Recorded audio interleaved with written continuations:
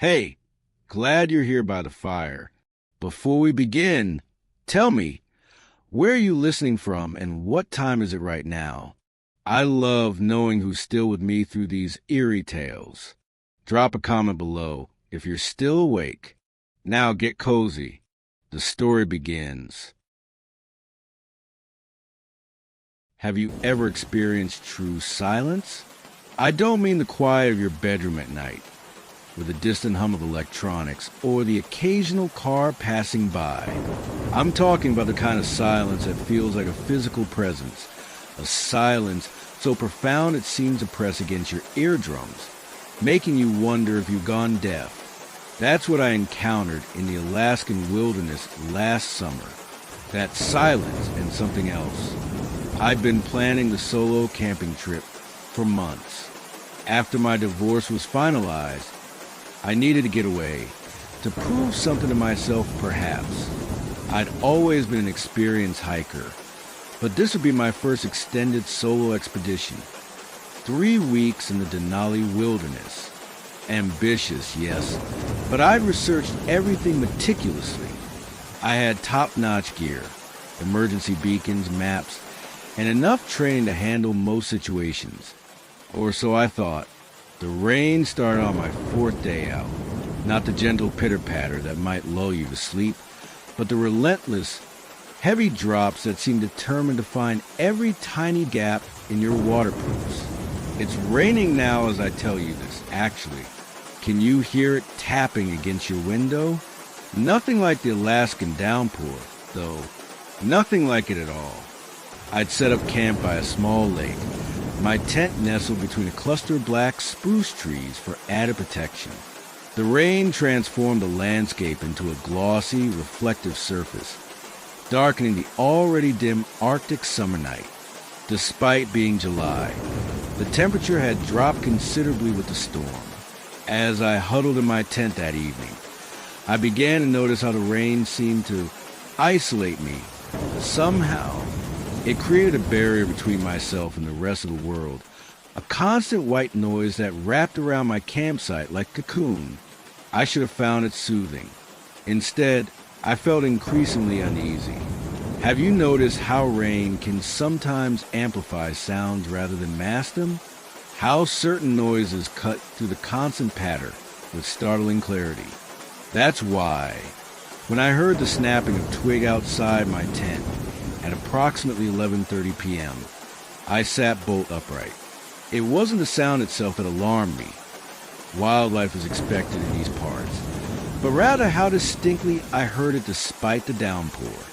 Just a moose or maybe a deer, I whispered to myself, though I knew deep down it wasn't either. The footfall was too deliberate, too measured. I held my breath, straining to hear more, for several minutes. Nothing. Then came 3 more steps closer to my tent. Slow, calculated. The movement of something that didn't want to be detected. My heart began to hammer. So, loudly, I was certain whatever was out there could hear it. My mouth went dry, and a cold sweat broke out across my forehead, despite the chill. I reached for my torch and hunting knife. The latter purchased more for utility than protection, but at that moment, I was grateful for its weight in my trembling hand. Hello. I called out, trying to sound authoritative, but hearing the quaver in my own voice. I'm armed. No response except for the steady drumming of rain on canvas. Then the footsteps resumed, now circling my tent. Slowly, methodically, as if examining it from all angles. Have you ever felt the sensation of being studied? Not merely observed, but analyzed with cold, calculating interest? I remained frozen, knife gripped tightly, as whatever was completed a full circle around my shelter. Then, silence again, save for the rain. Minutes pass, perhaps 5, perhaps 20. Time seemed to warp, before I worked up the courage to unzip the tent flap just enough to peer out. The rain had eased slightly, allowing better visibility in the strange half-light of the Alaskan summer night. Water dripped from the spruce branches, creating ghostly patterns on the ground. I swept my torch beam in a wide arc. Nothing. No silhouette against the trees. No glowing eyes reflecting back my light. Nothing but the glistening wet landscape and the soft percussion of raindrops. I zipped the tent closed again, but sleep remained elusive. Every few minutes, I would catch myself holding my breath, listening. The rain continued throughout the night, sometimes heavy, sometimes merely a drizzle, but always present. By morning, I convinced myself I'd imagined the whole episode, a combination of isolation, unfamiliar surroundings, and perhaps a lingering emotional toll of my recent divorce making me jumpy. I emerged from my tent to find the world washed clean, the air sharp and fragrant with pine and wet earth. The lake reflected the cloudy sky like polished silver. Everything seemed peaceful, normal, until I spotted the tracks. They circled my tent exactly as I'd heard the footsteps do, but they weren't animal tracks, nor were they human footprints in any conventional sense. They were odd, too large for a person, too defined for a bear. Each impression was deep, as if whatever made them carried significant weight, and they had a strange configuration, almost like a human footprint, but with elongated toes and a narrower heel. My skin prickled with goose flesh as I followed the trail with my eyes. The tracks moved away from my tent toward the tree line, and then stopped, not gradually, as if the creature had carefully obscured its trail, but abruptly, as if it had simply ceased to exist at that point. I should have packed up immediately. Any rational person would have triggered their emergency beacon and hiked back toward civilization. But curiosity, that damnable human trait, took hold. I wanted to know what had visited me in the night, so I stayed. The rain returned by mid-afternoon, more persistent than before. I secured my campsite, gathered extra firewood under a tarp, and prepared for another wet night.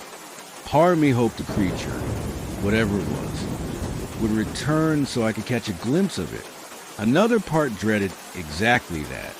As dusk descended, I built a large fire despite the drizzle. The flames hissed and sputtered but provided both warmth and a sense of security. I positioned myself where I could observe both the lake and the section of tree line where the strange tracks had disappeared. Hours passed.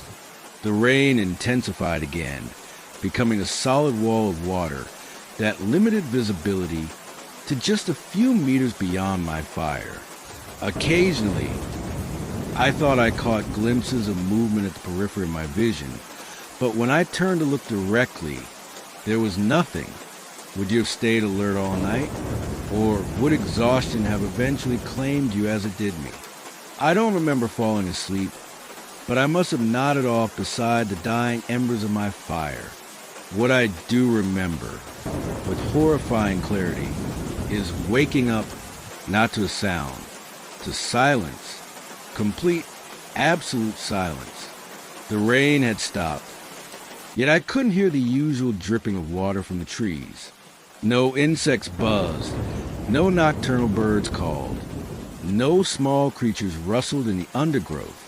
Even the lake seemed unnaturally still, its surface unbroken by feeding fish or landing water birds. And the silence had weight to it, pressure. My ears strained painfully in search of any sound at all. That's when I noticed the fog. It had rolled in while I slept, thick and gray-white, obscuring everything beyond a few feet. My tent was just barely visible as a dark shape through the soupy air. The fog seemed to swallow all sound and most of the light from my torch when I switched it on. I stood up slowly, my joints stiff from sleeping awkwardly beside the fire pit. The coals were cold. How long had I been asleep? Hello. I called out, more to break the silence than anything else. My voice fell dead, as if the fog physically absorbed the sound waves. No echo, No resonance. Just a muffled approximation of my own voice that traveled perhaps a meter before disappearing. I stepped toward my tent, intending to retrieve my satellite phone. The unnatural silence and fog had finally convinced me to call for extraction. But as I moved, I realized I couldn't hear my own footsteps on the wet ground. I couldn't hear my breathing or the rustle of my waterproof jacket. Panic began to rise in my chest. I clapped my hands sharply. Nothing. I snapped my fingers next to my ear. Silence. Was I deaf? Had something happened while I slept? I fumbled for my phone, wondering if I should try to call someone, when I felt rather than heard a presence behind me, a displacement of air, perhaps, or simply that primal instinct that tells prey when a predator is near. I turned slowly, torch beam wavering as my hand trembled. It stood at the very edge of my torch's reach, a tall figure partially obscured by fog. For one hopeful moment, I thought it might be another hiker, someone who had spotted my fire and sought shelter from the storm. But as the figure took one step forward, entering the small circle of visibility created by my light, that hope evaporated. Whatever stood before me had only the most basic human shape. 2 legs, 2 arms, a torso, and a head. But the proportions were all wrong. Its limbs were too long, its torso too narrow.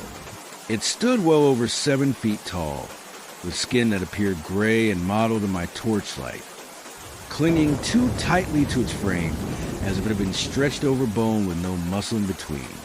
But its face, God help me, its face was the worst part. It had no features to speak of.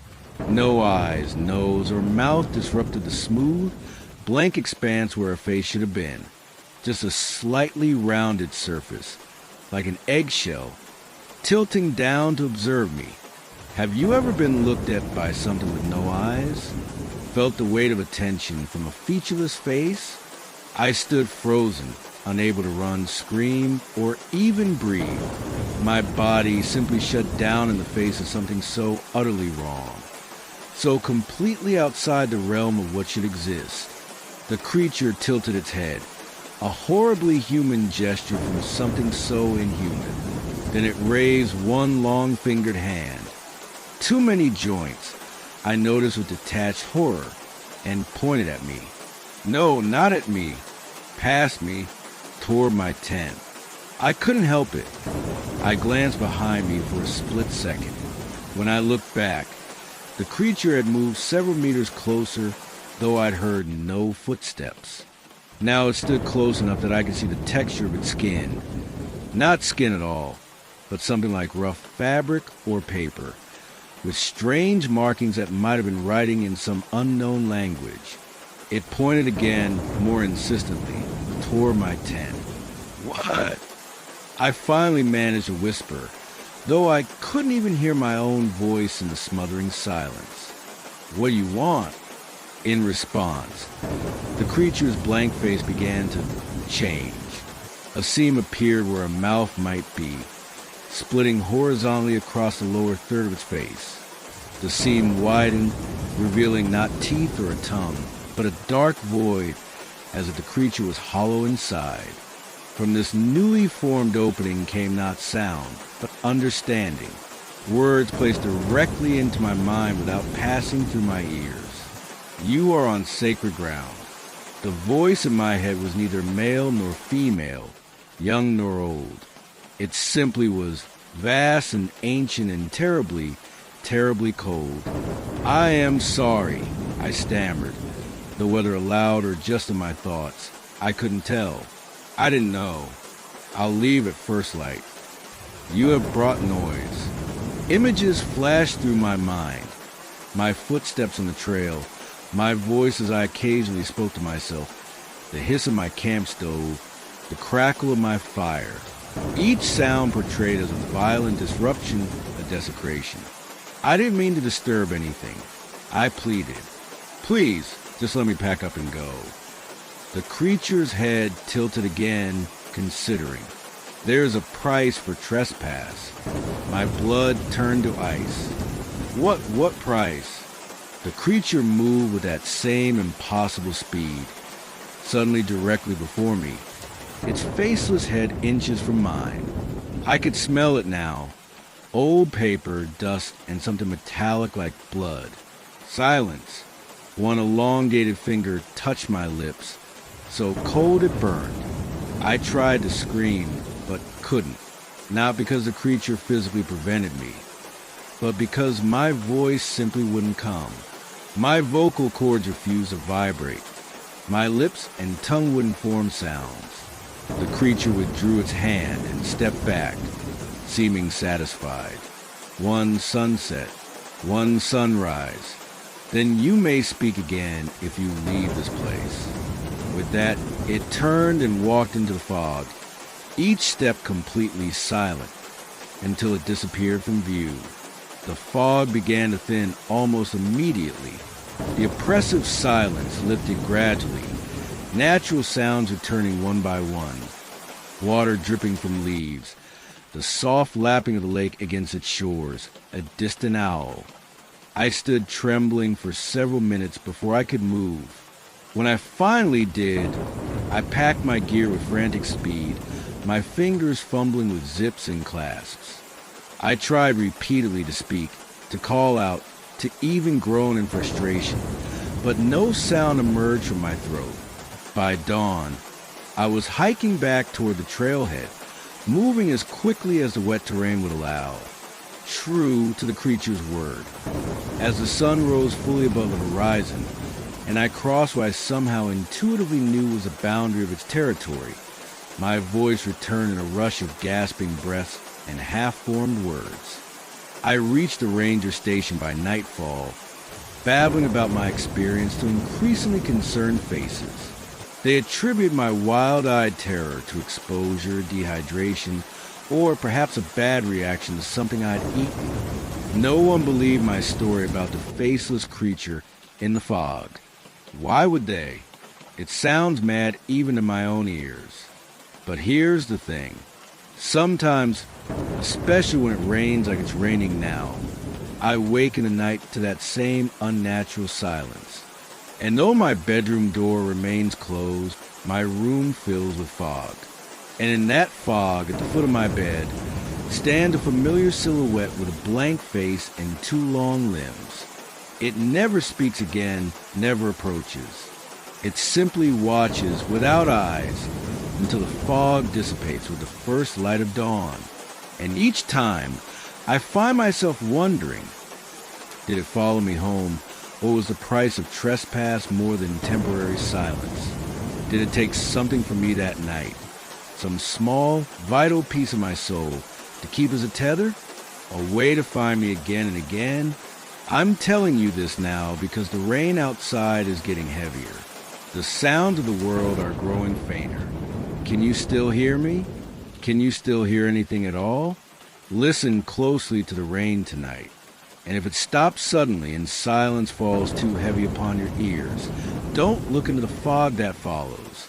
Some prices are too high to pay merely for curiosity's sake.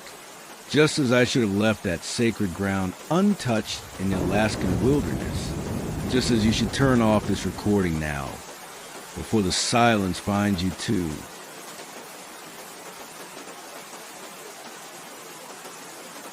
Do you hear that? The steady patter of rain against your window? It reminds me of that night in the Alaskan wilderness. The night that still haunts my dreams 5 years later. I wasn't meant to be alone on that trip. My brother Seth and I had planned it for months. A 2-week expedition through the remote backcountry of Wrangell St., Elias National Park. We'd grown up hearing our grandfathers' tales of the pristine wilderness, the towering mountains, and the absolute solitude that could be found there. As adults with demanding careers in London, we craved that disconnection from the modern world, that return to something primal and real. But 3 days before our departure, Seth broke his ankle. A stupid accident. He slipped on wet pavement outside his flat. He insisted I go anyway. Don't waste the permits and the leave time, he urged from his hospital bed. You've got all the gear, you know the route. You've always been the better outdoorsman anyway. I should have canceled. Every instinct told me not to go alone. But I've been looking forward to this escape for so long, needed it so desperately after my recent redundancy, that I ignored those instincts. That was my first mistake. The initial days were glorious, despite the occasional rain. I hiked through valleys flanked by mountains so massive they seemed to defy physics. I bathed in crystal clear streams that ran with water, so cold it made my skin burn. I spotted moose, caribou, and once from a safe distance, a grizzly with 2 cubs. I understood why they called Alaska the last frontier. Out there, humanity's footprint seemed insignificant, temporary. On the 5th night, the weather changed. The rain that began as a gentle afternoon shower transformed into a relentless downpour by evening. I found myself setting up camp in a clearing surrounded by ancient pine trees. Their enormous trunks provided some shelter as I struggled with my tent, the fabric whipping in the wind, my fingers numbing in the increasingly cold air. Are you somewhere comfortable as you listen to this? Somewhere warm and dry? Somewhere safe? Hold on to that feeling. Remember it.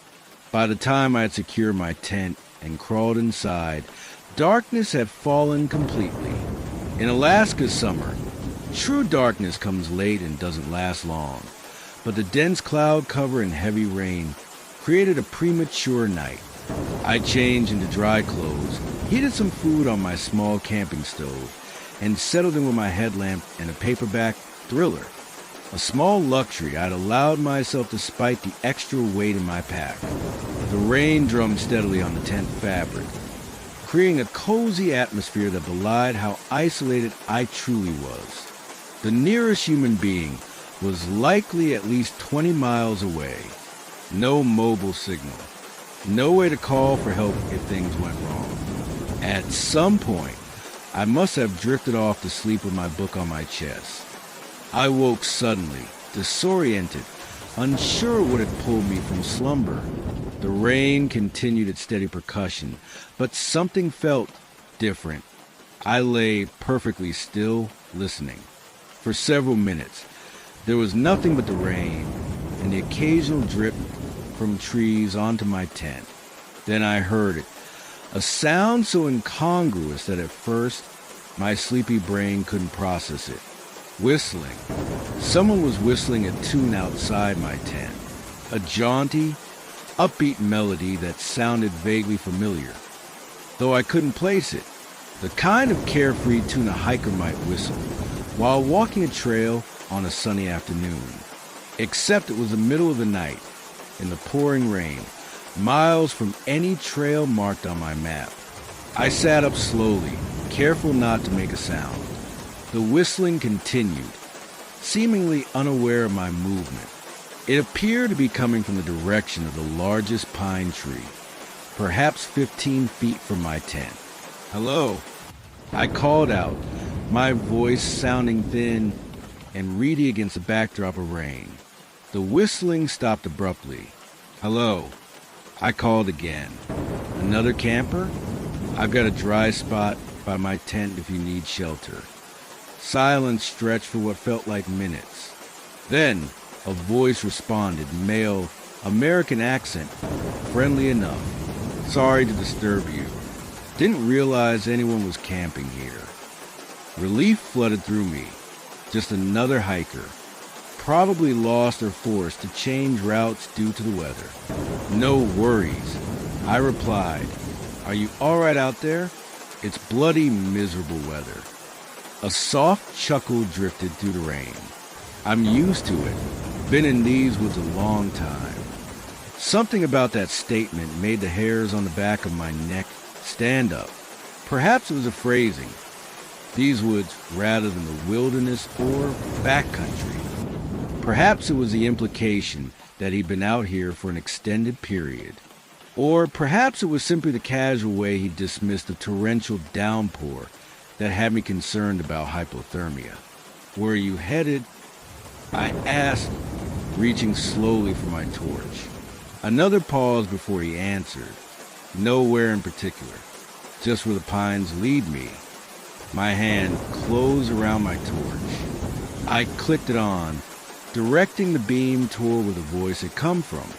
The light illuminated sheets of rain and the massive trunk of the pine tree, but no person. "Where are you?" I called, sweeping the torch beam in a wider arc. "Right here," the voice replied, now from a different direction. Behind me, near another tree.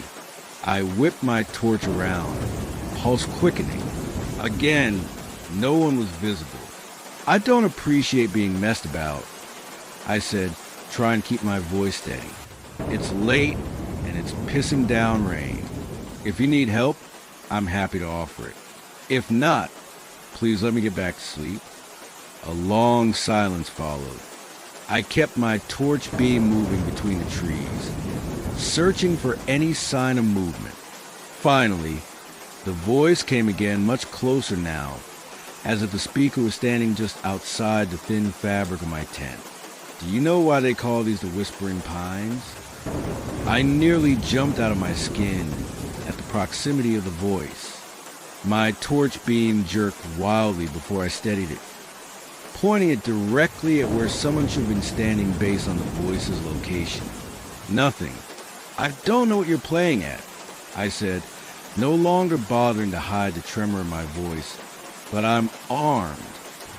A lie, unless you counted my hunting knife. But I hoped it might discourage whatever sick game this was. "They call them Whispering Pines." The voice continued as if I hadn't spoken, now from yet another location, because it talked to those who know how to listen.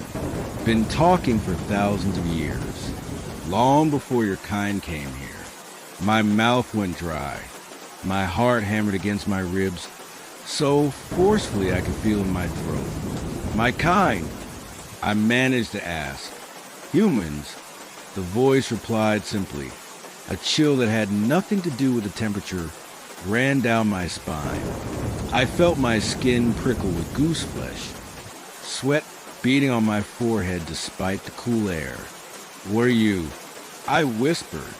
The whistling started again, that same jaunty tune, circling my tent. Around and around it went, never staying in one place long enough for me to track it with my torch. I scrambled to the center of my tent, knees pulled to my chest, torch clutched in white-knuckled fingers. Then, as suddenly as it had begun, the whistling stopped. "Come out," the voice invited, now directly in front of my tent flap. "Come see."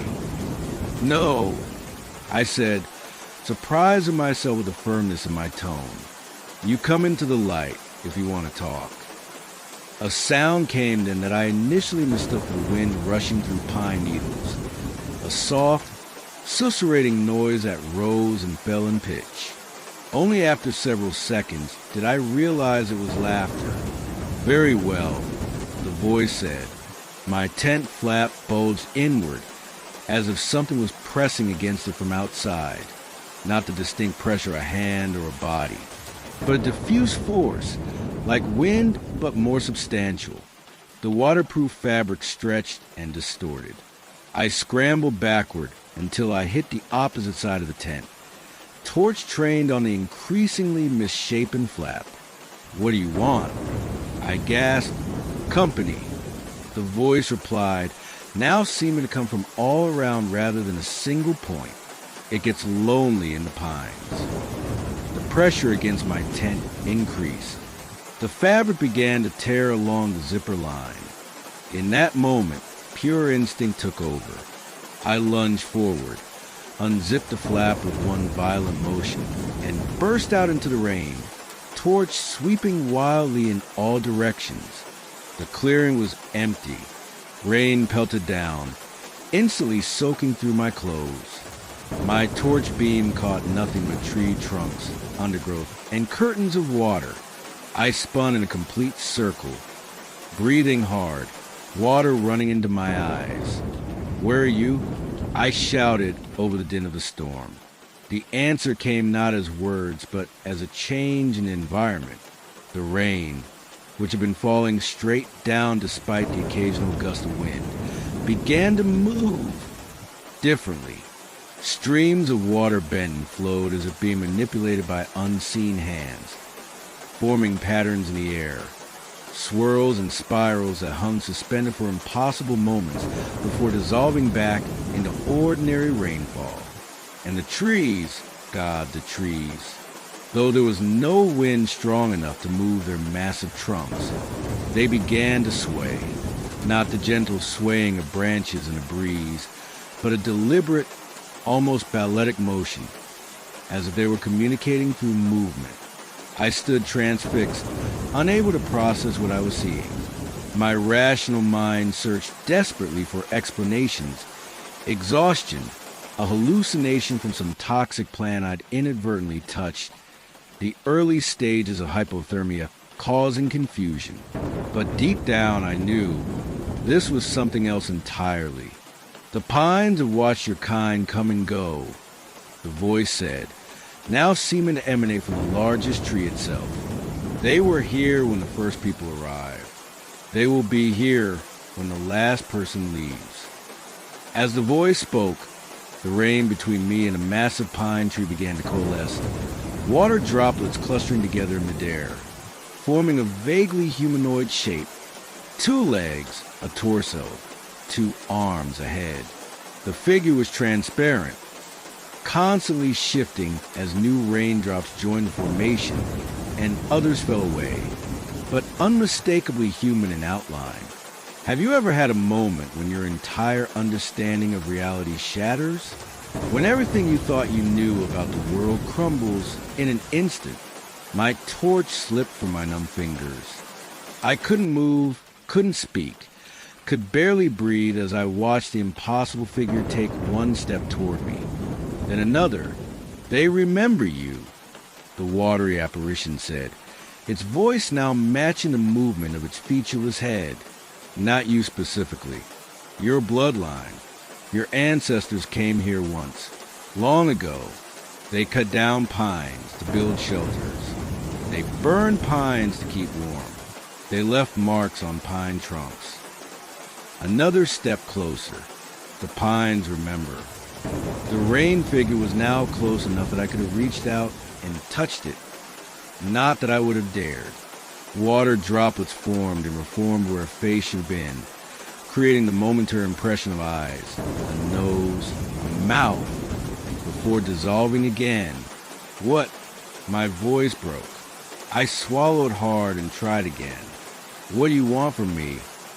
The figure tilted its head, an eerily human gesture from something so inhuman. "A trade," it said. "The pines are collectors of experiences, of memories, of time." "I don't understand," I whispered. "Give us a memory," the figure explained. "One that means something to you, something precious. In exchange, we let you leave our grove unharmed."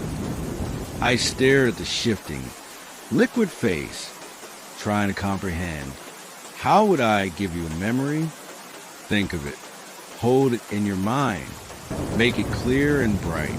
Then, the watery hand reached toward my forehead. "We take it. And if I refuse?" I asked, though I already suspected the answer. The figure didn't respond verbally. Instead, the massive pines surrounding the clearing groaned and shifted, their trunks bending inward, their branches reaching down like grasping hands. The message was clear.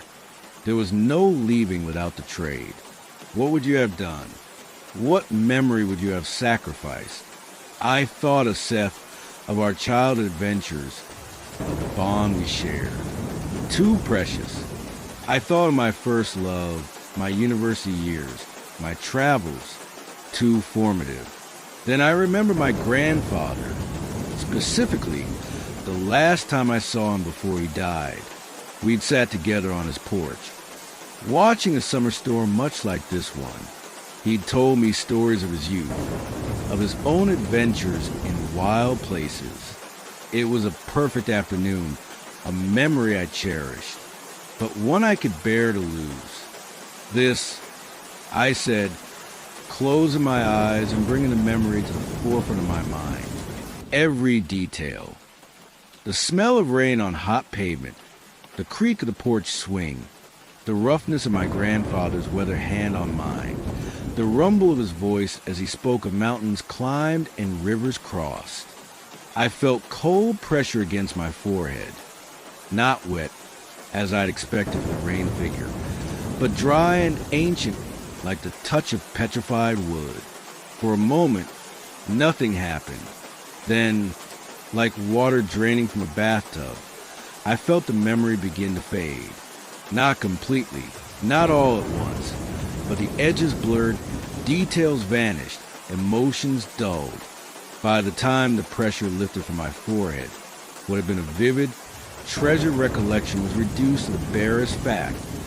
I had visited my grandfather before he died. The richness, the emotional resonance, the sensory details, all gone. I opened my eyes to find the rain falling normally again. The watery figure had disappeared. The pines stood straight and still, as natural as they had appeared when I first made camp. Our trade is complete, the voice said, distant now, emanating from everywhere and nowhere. The pines are satisfied. For now. I didn't wait for more. I grabbed my torch from the ground, ducked back into my tent, and hastily stuffed my essential gear into my pack. Within minutes, I was hiking through the night, the rain still pouring down, putting as much distance between myself and those trees as possible. I hiked until dawn broke, until my legs threatened to give out beneath me. Only then did I make a new camp, far from any pines, beneath the open sky. The rangers found me 3 days later, dehydrated and feverish, having veered miles off my register route. I babbled about talking trees and figures made of rain. They attributed my ravings to exposure and possible poisoning from contaminated water. To this day, I cannot remember my grandfather's face clearly when I try to recall our last visit together. I find only a blank space where that cherished memory should be. Sometimes I wonder what else was taken, if the trade extended beyond what I consciously offered. But here's what truly keeps me awake at night, listening to the rain. In my research after returning home, I discovered that the indigenous peoples of that region had legends about certain groves of ancient pines. Trees they believed were gateways between worlds, sentient entities that could take human form using elements of nature, trees that collected human experiences, feeding on memories like others feed on sunlight, trees they called whispering pines. I tell you this story now, as the rain falls outside your window, not to frighten you, though I know it will. I tell it as a warning. If you ever find yourself in the wild places of this world, and you hear whistling through the rain, or voices that move without bodies, or see trees that sway without wind, run. Run and don't look back. And if you cannot run, if you're trapped as I was, choose your sacrifice carefully. Some memories once given leave holes that never fill again. The pines are patient. They've waited millennia. They'll still be waiting when you venture into the woods. Listening, watching, remembering. Can you hear them now, whispering beneath the sound of rain?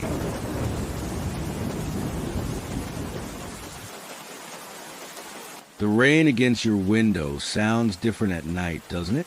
More intimate somehow, more isolating.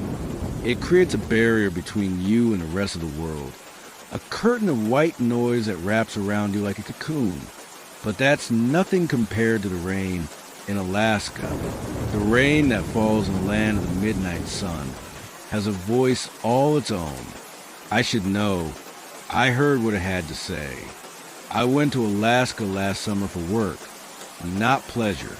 As an environmental researcher specializing in permafrost degradation, I was tasked with collecting soil samples from remote areas affected by climate change. My colleagues would join me later, but I had a week to scout locations and establish our base camp. Would you venture into the Alaskan wilderness alone, even for science? I'd been on solo expeditions before, though never somewhere quite so isolated. The pilot who dropped me at the small airstrip near the Brooks Range gave me a skeptical once-over before unloading my equipment. "You sure about this, miss?" He gestured at the vast expanse of wilderness stretching before us. "Weather report says rain's coming. Bad rain." I assured him I was prepared. My gear was top-notch. My satellite phone was charged, and I had extensive training for adverse conditions. I was to be picked up in exactly 7 days. Sooner, if I triggered my emergency beacon. "Your funeral," he muttered, climbing back into his small plane. The roar of the engine as he took off was the last human sound I would hear for days. The area I'd chosen for my research was a remote valley about 15 kilometers from the airstrip. I spent the first day hiking there, establishing my campsite near a small stream fed by glacial melt. The landscape was breathtaking. Rugged mountains in the distance, swathes of hardy vegetation, and a sky so vast it seemed to swallow the horizon. As the pilot had warned, the rain began that evening.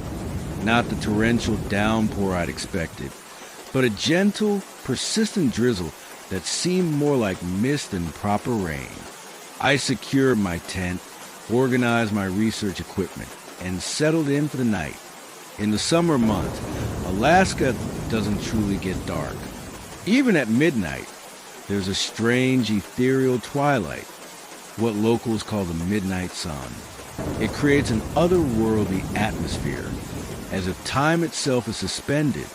That first night, I lay in my tent watching the raindrops pattern the fabric, oddly soothed by their rhythm against the backdrop of perpetual dusk. The rain continued through the next day as I began my work, collecting soil samples and cataloging the changes in the permafrost layer. By evening, I was soaked through despite my waterproofs, and grateful to change into dry clothes inside my tent. That's when I first noticed something odd as I sat cross-legged on my sleeping bag. Reviewing my notes from the day, I became aware of a subtle change in the rainfall's pattern. It was no longer the random patter I'd grown accustomed to. The drops seemed to be falling in a sequence, almost like Morse code, though not any pattern I recognized. Tap, tap, pause. Tap, tap, tap, pause. Tap. Over and over again, the same rhythm. I told myself it was just my imagination, my brain seeking patterns where none existed. A common psychological phenomenon, especially in isolation. But as the evening wore on, the pattern became more distinct, more deliberate, and worse. It seemed to be coming from only one section of my tent, as if someone was standing outside, tapping a finger against the fabric. Are you listening to the rain now? Is there a pattern to its fall? Or is it truly random? I turned off my lamp and sat in silence, watching the section of tent where the tapping continued. In the strange half-light of the Alaskan summer night, I could see no shadow, no silhouette suggesting a presence outside. Finally, I summoned my courage and called out, "Hello? Is someone there?" The tapping stopped immediately. I waited, barely breathing, for it to resume. After several minutes of silence broken only by the now random patter of rain, I convinced myself I'd imagined it all. Isolation plays tricks on the mind, after all. I settled back into my sleeping bag, exhausted from the day's work. Just as I was drifting off to sleep, I heard it, faint but unmistakable. Tap, tap, pause. Tap, tap, tap, Pause. Tap. Only this time, it wasn't coming from outside my tent. It was coming from directly beneath me, from under the ground sheet, as if something below the earth itself was tapping upward. I bolted upright, heart pounding. This was impossible. The ground was solid, frozen. In fact, just inches below the surface. Nothing could be under there, tapping up. Yet the rhythm continued, growing slightly louder, more insistent. I scrambled to the opposite side of the tent, away from the tapping. Who's there? I demanded, my voice high and thin with fear. What do you want? The tapping stopped again. Then, after a long pause, it resumed. But now it was back outside the tent, moving slowly around the perimeter. Tap, tap, pause. Tap, tap, tap, pause. Tap, around and around, as if whatever was causing it was circling my shelter. Sleep was out of the question now. I sat clutching my satellite phone, one finger hovering over the emergency beacon button. But what would I say when help arrived? That I was spooked by rain? That I'd imagine a pattern in the droplets? I'd be a laughingstock in the scientific community. My career might never recover. So I waited, tracking the tapping as it circled my tent for hours. Eventually, as the midnight sun began its subtle shift toward true morning, the rain slowed to a drizzle and the tapping faded away. By the time I emerged from my tent, the rain had stopped completely. The sky was a clear, pale blue, and the air was crisp and clean. No footprints marred the ground around my campsite. No evidence suggested anyone or anything had been circling my tent in the night. I told myself I'd experienced some sort of auditory hallucination brought on by stress and isolation. I resolved to be more careful with my mental health, to take breaks, to speak aloud to myself occasionally, to break the silence, to maintain some semblance of human connection. I threw myself into my work that day, collecting dozens of soil samples from various depths, carefully logging temperature and moisture content. The physical labor helped quiet my mind, and by evening, I felt almost normal again until the rain returned. It began suddenly. One moment clear skies, the next a deluge so intense I could barely see 5 feet in front of me. I abandoned my collection site and ran for my tent, diving inside just as thunder cracked overhead. This wasn't the gentle, misty rain of the previous night. This was a proper storm, the kind that made me grateful for my sturdy tent and the relatively sheltered position I'd chosen for it. For several hours, I listened to the storm rage outside, alternating between reading my novel and reviewing my research notes. Just as I was preparing for bed, the rain's intensity lessened dramatically, and in that moment of transition, I heard it again. Tap, tap, pause. Tap, tap, tap, pause. Tap. This time, I was determined to face whatever was causing the sound. I pulled on my raincoat, slipped my feet into my boots, and, with flashlight in hand, unzipped my tent flap. The landscape outside was transformed by the storm.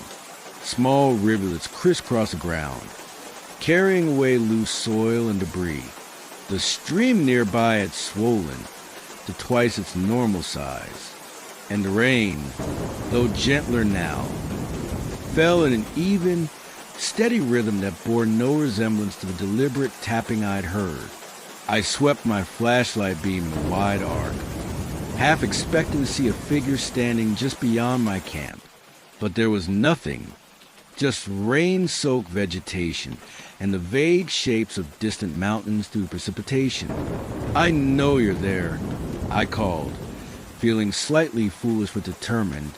"What do you want?" No response came except for a gentle increase in the rain's intensity. I was about to retreat back into my tent when movement caught my eye. something small and dark against the pale ground about 20 feet away. I directed my flashlight beam toward it. At first, I thought it was merely a depression in the soil, perhaps a small animal burrow. But as I watched, it changed, expanded. The ground seemed to bubble upward, as if something was pushing from below. A sound escaped me, half gasp, half whimper, as the earth continued to swell.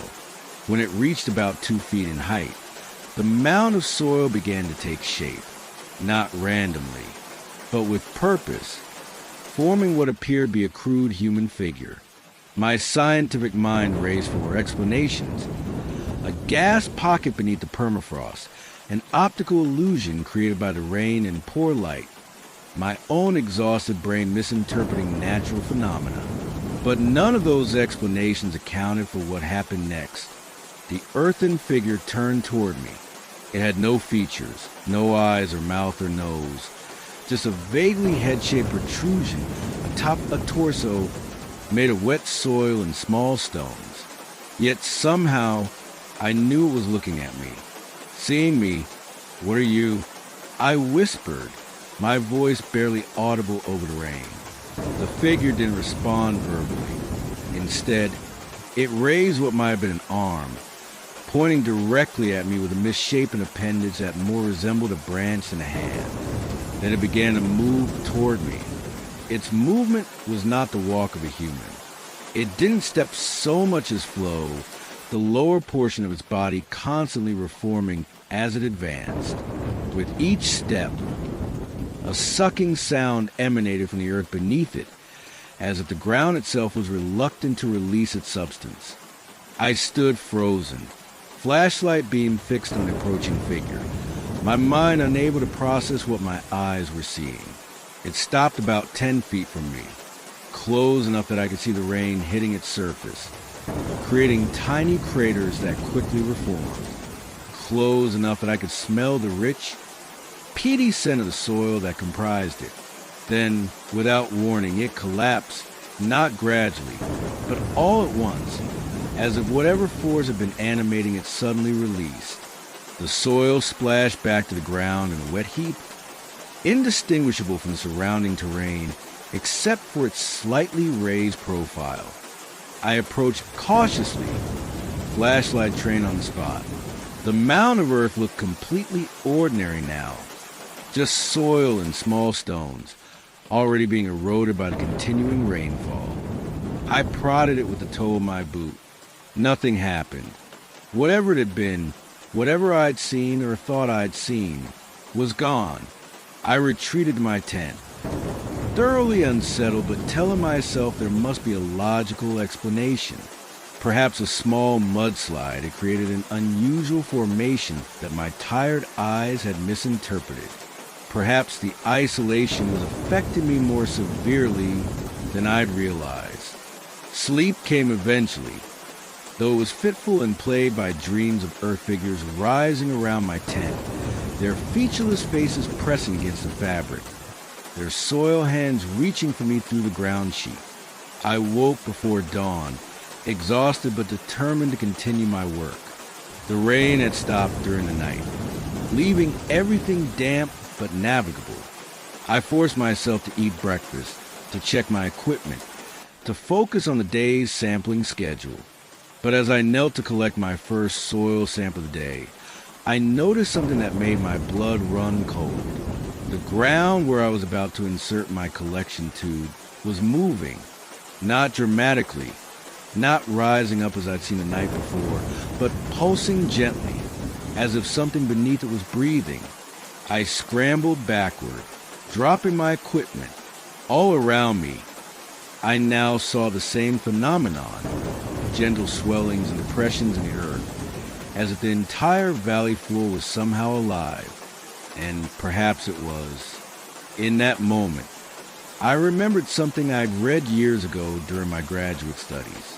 An indigenous elder from northern Alaska had been interviewed about traditional beliefs regarding the land. He'd spoken of the breathing earth, the belief that the land itself was a living entity, one that could communicate with those who knew how to listen.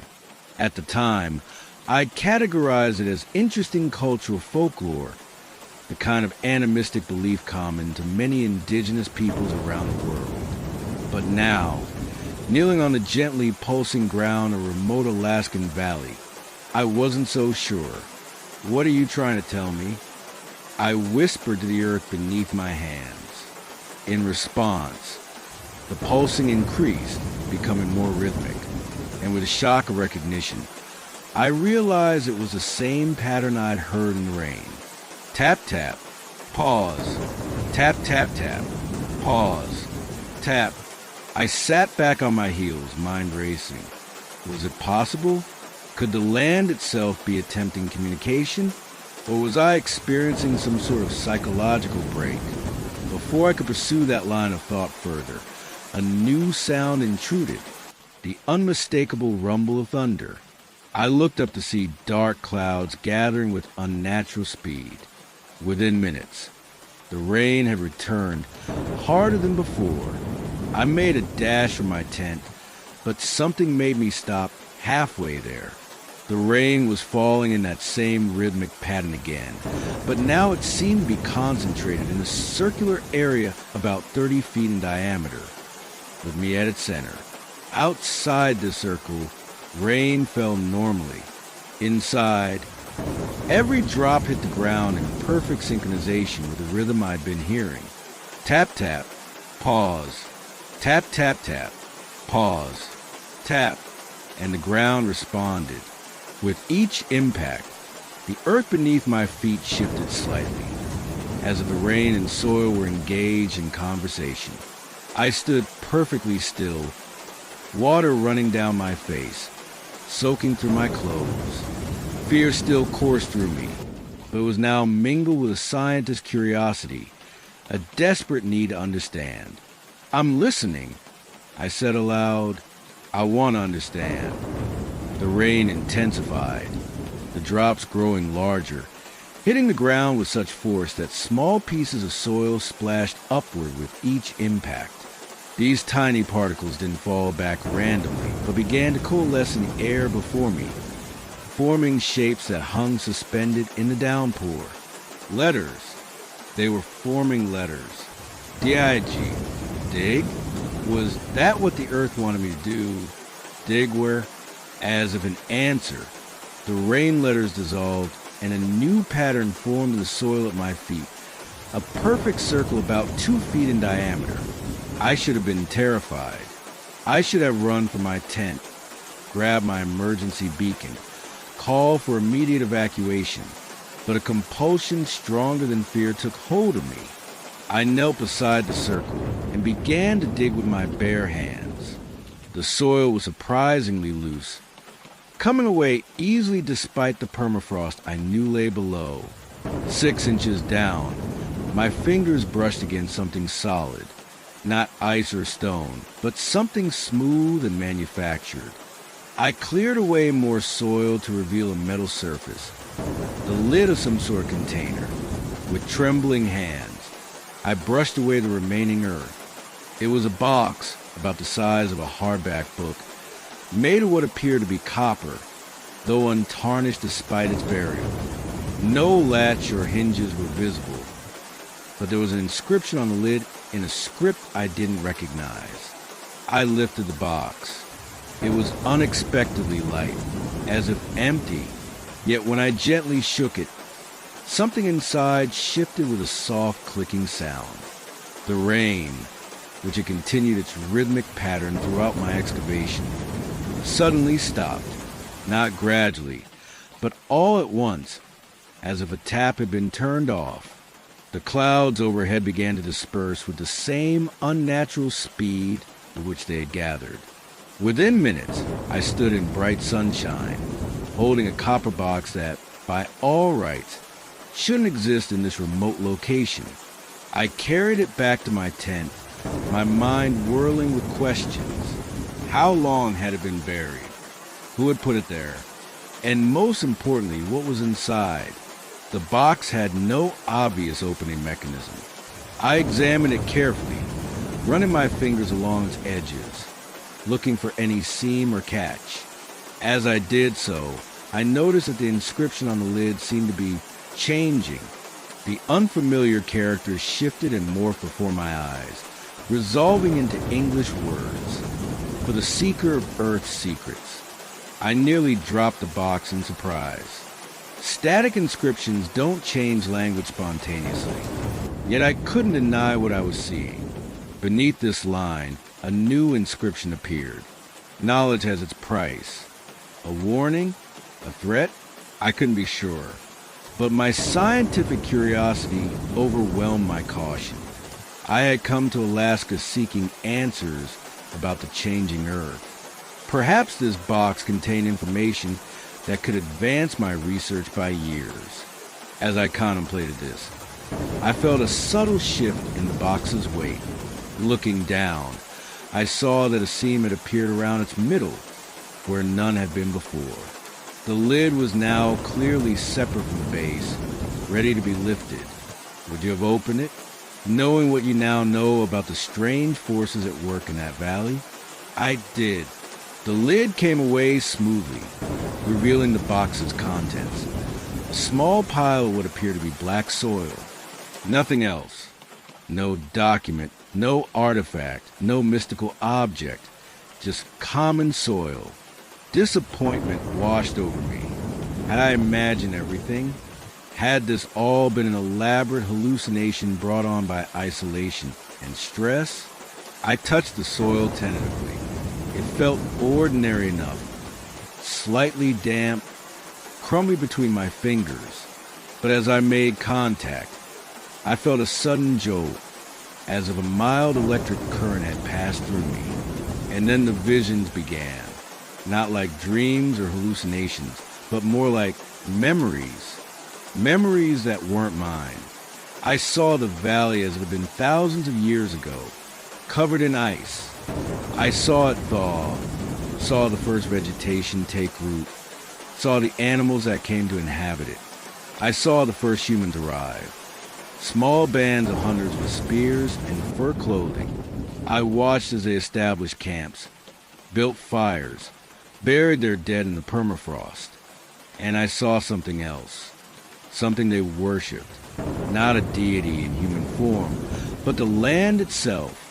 They understood what I had only just begun to grasp, that the earth beneath their feet was alive, aware, ancient beyond reckoning.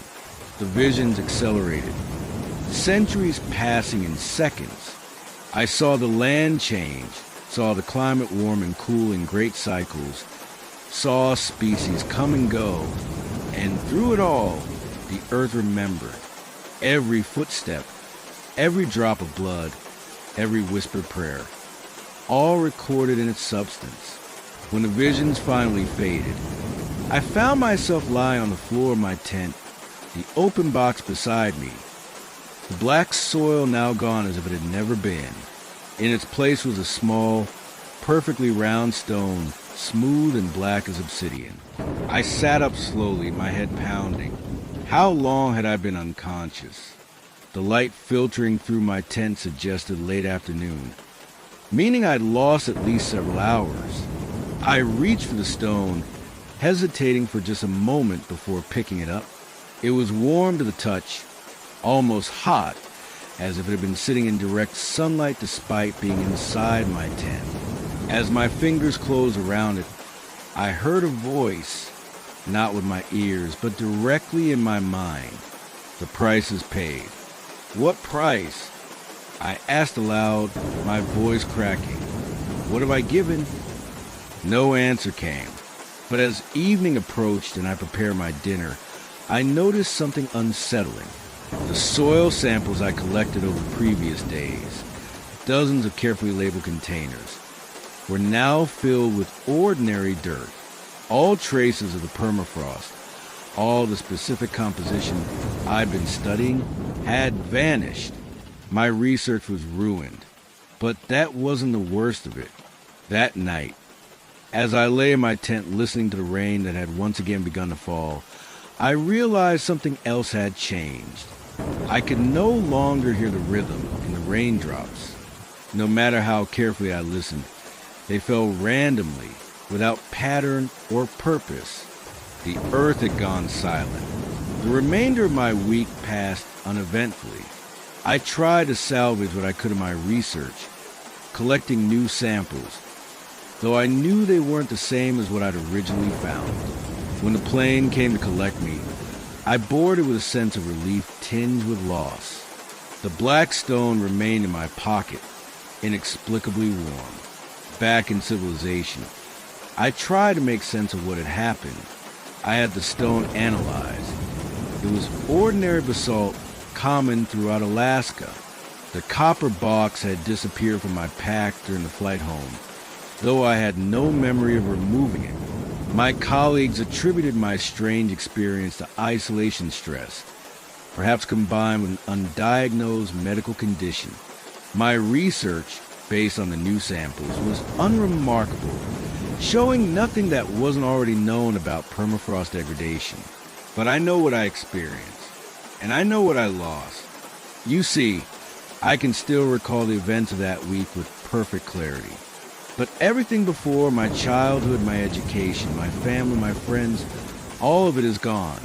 Not completely erased, but reduced to the barest facts, like entries in a resume. I know I have parents, but I can't remember their faces. I know I attended university, but I can't recall a single professor or classmate. The price is paid. The earth took my past in exchange for a glimpse of its own. A fair trade, perhaps from a certain perspective. Knowledge for knowledge. I tell you this now, as the rain falls outside your window, because you should know. The earth is listening, always listening. And sometimes, if the conditions are right, it answers. But before you ask your question, be very sure you can afford the price of the answer. The black stone sits on my desk as I record this, still warm, despite the years that have passed. Sometimes, late at night when rain falls steadily against the roof, I hold it close and listen, hoping to hear that rhythm again, that voice from beneath the earth. But all I hear is a random patter of raindrops, falling without pattern or purpose. All I hear is silence. I was about to retreat back into my tent when my torch beam caught something. A flicker of movement at the edge of the light's reach. I trained the beam in that direction, squinting through the rain. At first, I saw nothing unusual. Then, as my eyes adjusted, I noticed a faint distortion in the air, like heat waves rising from hot pavement. But this wasn't heat. It was something else, a rippling in the fabric of reality itself. As I watched, the distortion began to take shape. Not a solid form, but an outline, a suggestion of a human figure made visible only by the way the rain bent around it. Have you ever seen rain fall through a ghost? The droplets don't pass through unaffected.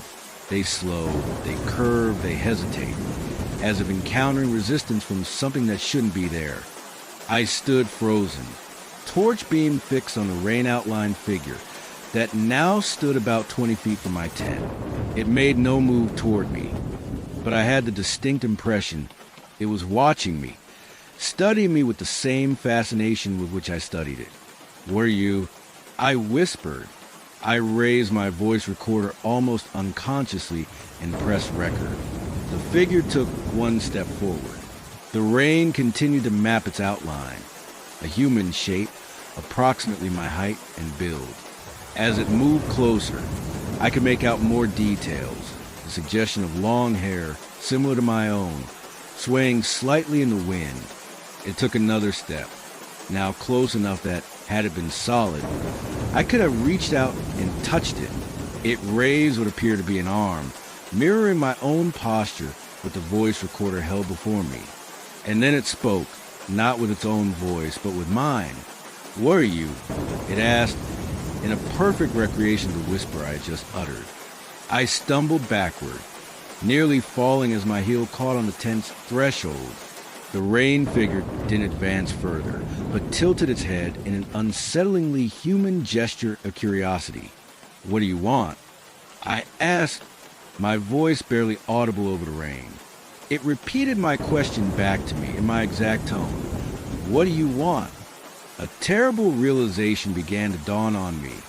I raised the recorder and played back my most recent recording.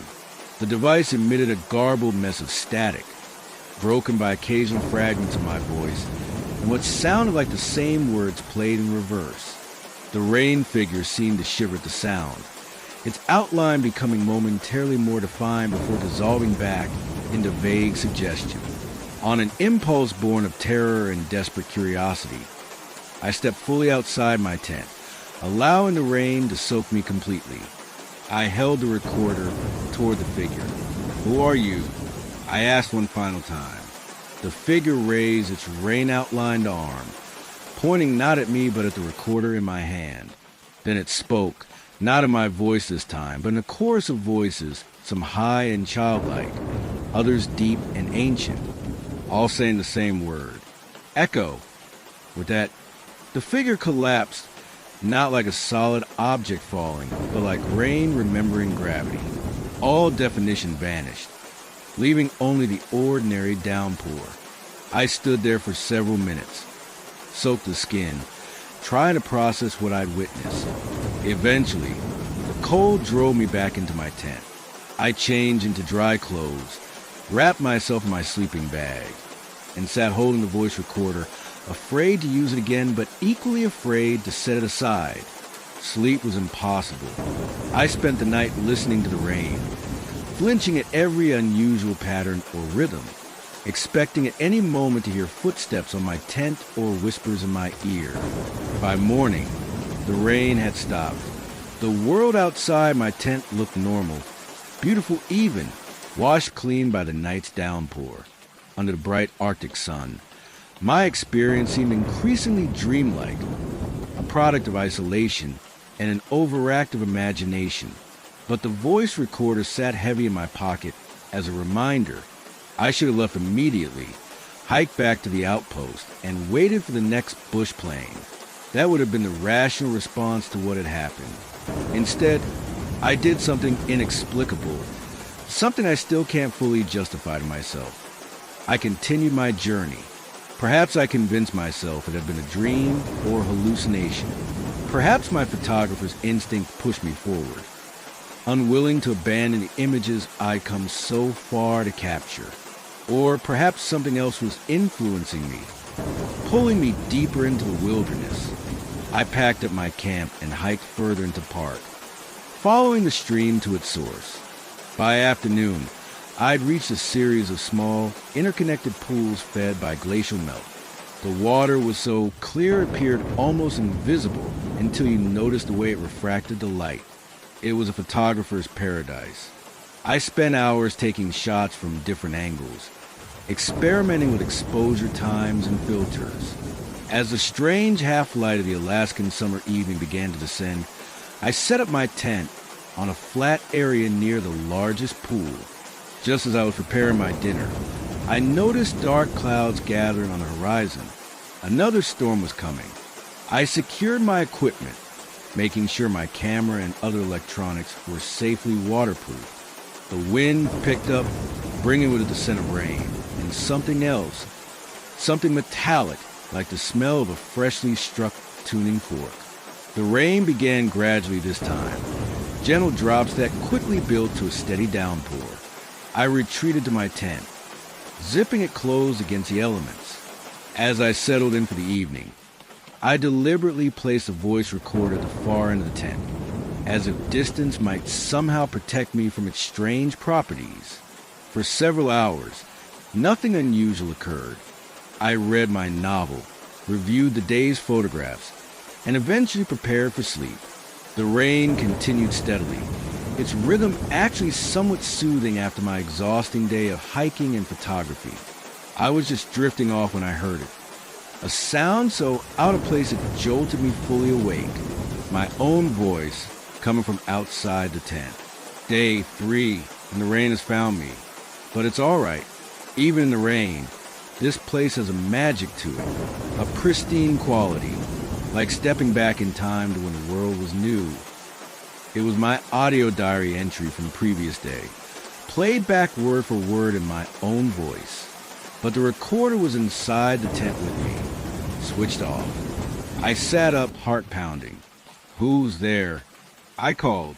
There's something about the sound of rain at night that makes you feel both connected to the world and utterly alone. Isn't there? Each droplet forming part of a greater symphony, yet isolating you behind a wall of white noise. I've grown to appreciate that contradiction. Since my trip to Alaska, the rain has become both my comfort and my torment. It's been 18 months since I returned, but I still wake in cold sweats when it rains.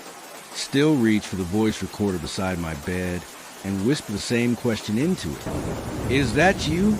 Before playing it back immediately, just to be sure it's still my voice that answers. You might think I'm being paranoid. You might change your mind when you hear my story. I never intended to go camping in Alaska alone. My best friend Maddie and I had planned the trip for years. A 10-day backcountry trek through the gates of the Arctic National Park. We bonded over our mutual love of wilderness photography during university.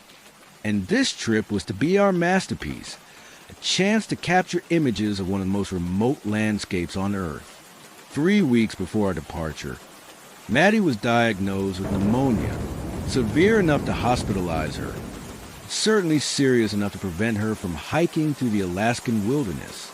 You should still go, she insisted from her hospital bed. One of us should. Take my share photos. Bring back the story. If only I'd known what kind of story I would bring back.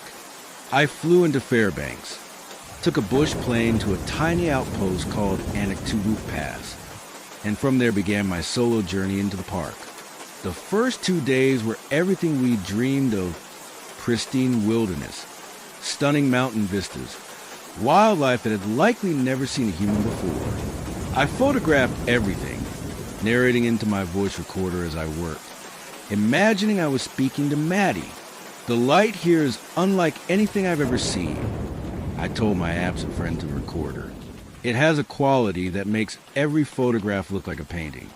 You would love it. On the third day, the weather changed. What had been clear. Cool days gave way to a steady rainfall that seemed to cloak the mountains in mist. I set up camp in a sheltered valley beside a crystal clear stream, securing my tent carefully against the increasing wind. As night fell, or rather, as the strange half-light of the Alaskan summer night descended, the rain intensified. I huddled in my tent, reviewing the day's photographs on my camera and continuing my audio diary for Maddie. Day 3, and the rain has found me. I spoke into the recorder. But it's all right. Even in the rain, this place has a magic to it, a pristine quality, like stepping back in time to when the world was new. I paused the recording to listen to the rainfall, appreciating its steady rhythm against my tent. Then I noticed something odd. The pattern of raindrops directly above my head seemed different from the rest. Slower, more deliberate, almost like footsteps. I held my breath, listening intently. Yes, there was definitely a rhythm to it, as if someone or something was walking across the top of my tent. But that was impossible. The tent wasn't structured to support weight. It would collapse immediately if anything larger than a squirrel attempted to climb it. Yet the pattern continued, a slow, methodical progression from one end of my tent to the other. Hello, I called out, my voice sounding thin and reedy even to my own ears. Is someone there? The footstep-like pattern stopped abruptly. For several long moments, nothing but the ordinary patter of rain filled my ears. I was just beginning to convince myself I'd imagined the whole thing when a voice responded. A voice so close it seemed to be speaking directly into my ear from inside the tent. Echo, it said, just that one word, in a whisper that felt like ice water down my spine.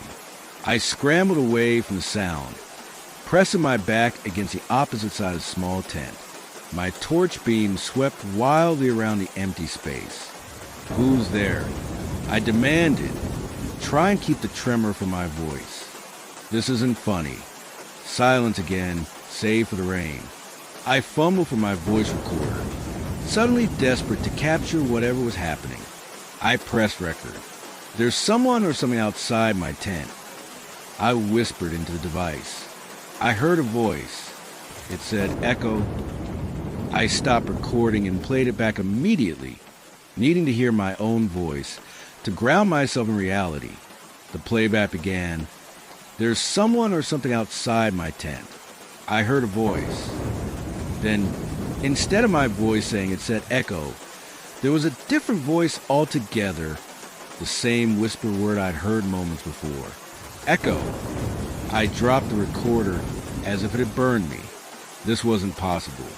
I just recorded my own voice, yet the playback contained something else. With shaking hands, I picked up the recorder again and pressed record once more. "If someone is there, please identify yourself," I said, trying to sound authoritative despite my fear. I played it back. "If someone is there, please identify yourself," my voice said. Then silence. Nothing unusual this time. Was I losing my mind? Had the isolation already affected me so severely that I was hallucinating? I decided to try one more time. "My name is Charlotte Webb. I am alone in this tent. No one is here with me." I spoke clearly, definitively. The playback began. "My name is Charlotte Webb." Then, instead of my voice, that same whispered tone, "I am here with you." The final part of my sentence, "No one is here with me," was gone, replaced by whatever this was. My heart thundered in my chest. My hands grew cold and numb.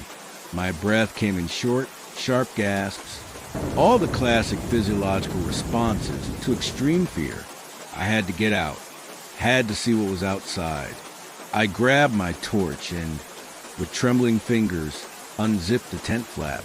Rain immediately blew in, soaking my face and the front of my sleeping bag.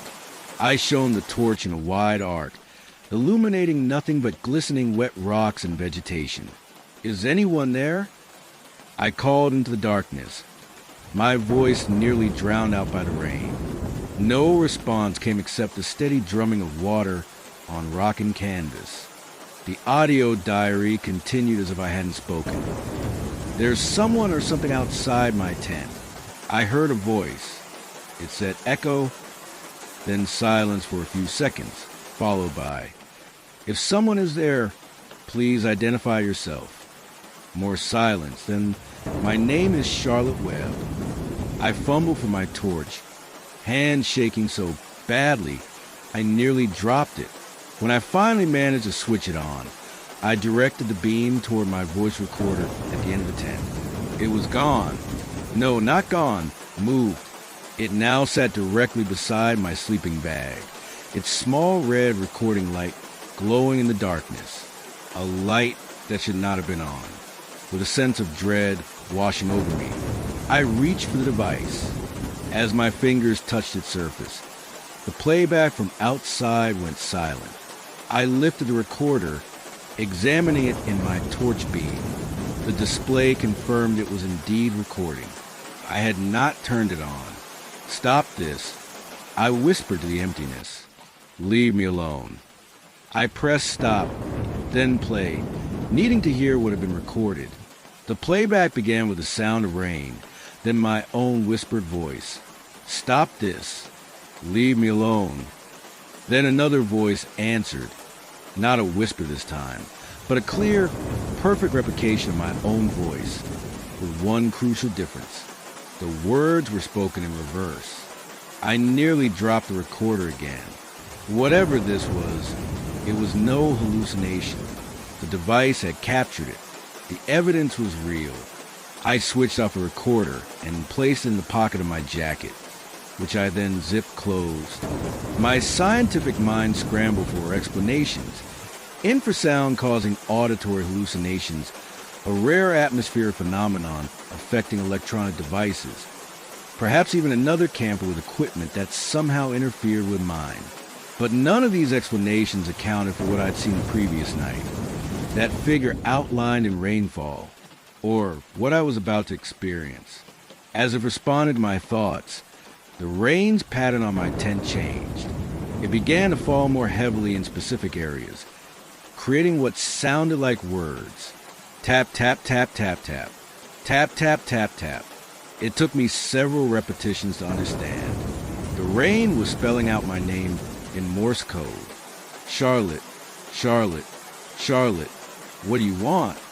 I shouted, fear giving way to anger. Were you? The Morse code stopped. For several minutes, there was only the sound of ordinary rainfall. Then, directly above where I sat, the rain began to press against the tent fabric, creating a depression that slowly took the shape of a hand. 5 distinct fingers pressed downward, the fabric straining but not tearing. Then a second hand appeared beside it. The impressions were so detailed, I could see the outlines of fingernails. I scrambled away, pressing myself against the opposite side of the tent. The hand shapes followed, moving across the roof of the tent, as if someone was crawling above me.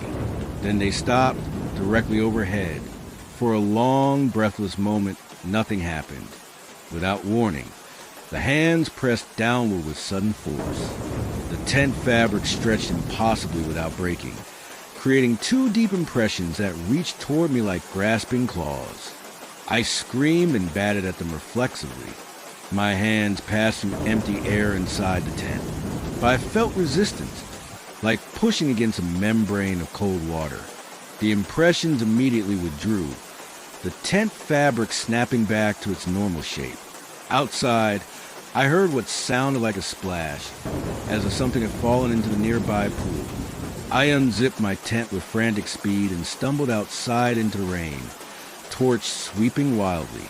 The beam caught nothing unusual around my campsite, but when I directed it toward the largest pool, I saw a ripple spreading across the surface. Ripples too large had been caused by raindrops. Something had entered the water. I approached cautiously, torch beam fixed on the pool. The surface had nearly stilled again, now disturbed only by the gentle impact of rain. I leaned forward, directing my light into the clear depths. At first, I saw nothing but stones and the occasional flash of tiny fish. Then, as I adjusted my angle, my torchlight illuminated something else. A face looking up at me from beneath the water. My face.